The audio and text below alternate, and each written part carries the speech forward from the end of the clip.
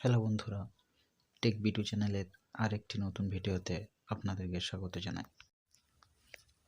ফোনের চার্জিং সমস্যায় পড়েনি, খুঁজলে এমন বন্ধু বোধ হয় খুব কমই পাওয়া যাবে। নতুন ফোনের সঙ্গে আসা ডাটা কেবিল একটু পুরানো হলেই এই সমস্যা শুরু হয়। তারপর বাজার থেকে যতগুলো নতুন ডাটা কেবিল কিনে আনি না কেন, 2-3 মাস পর পর আবার সেই সমস্যা।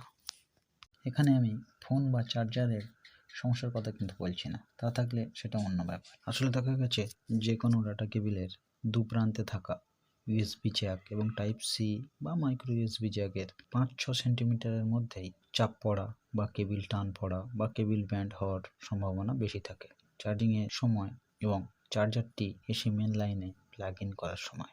এই সমস্ত কারণের জন্য দেখা গেছে ওই দুই জ্যাকের কাছাকাছি স্থানে ডাটা কেবিলের মধ্যে থাকা অপেক্ষাকৃত 4টি সরু বা পাতলা তারের কোনো একটি ওপেন বা লুজ কন্ট্যাক্ট হয়ে যায়। যেহেতু ডাটা কেবিলের মধ্যে থাকা +5 ভোল্ট গ্রাউন্ড, ডাটা পজিটিভ এবং ডাটা নেগেটিভ এই 4টি তারের মধ্যে লোড থাকে পজিটিভ +5 ভোল্ট ও গ্রাউন্ড এর মধ্যে, সেজন্যই এই দুটি তারের কোনো একটি বেশি ওপেন হয়ে যায়। মূলত এই জন্যই আমাদের ফোনে চার্জিংয়ের প্রবলেম দেখা দেয়।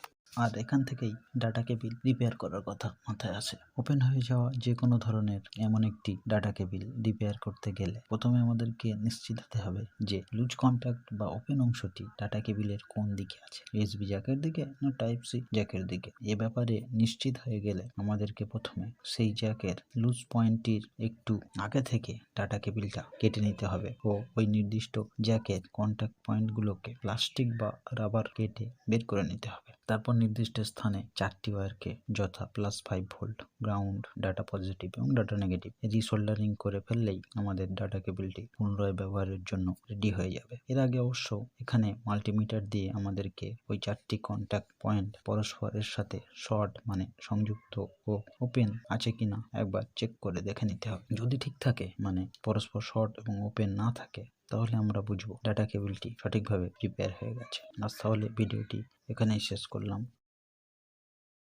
করছি। ভিডিওটি যদি ভালো লেগে থাকে তবে লাইক করতে পারেন, শেয়ার করতে পারেন বন্ধুদের মাঝে। আর এই ভিডিওর ভুলভ্রান্তি সমস্যা কিছু জানার বা জানানোর থাকলে কমেন্ট করতে পারেন। আর ভিডিওটি খারাপ লাগলে ডিসলাইক বাটনটি তো রয়েছে। এই ধরনের তথ্যমূলক ভিডিও পেতে আমার চ্যানেলটি সাবস্ক্রাইব করতে পারেন, এতে আমি উৎসাহিত হব। এতক্ষণ ধরে ভিডিওটি দেখার জন্য অসংখ্য ধন্যবাদ।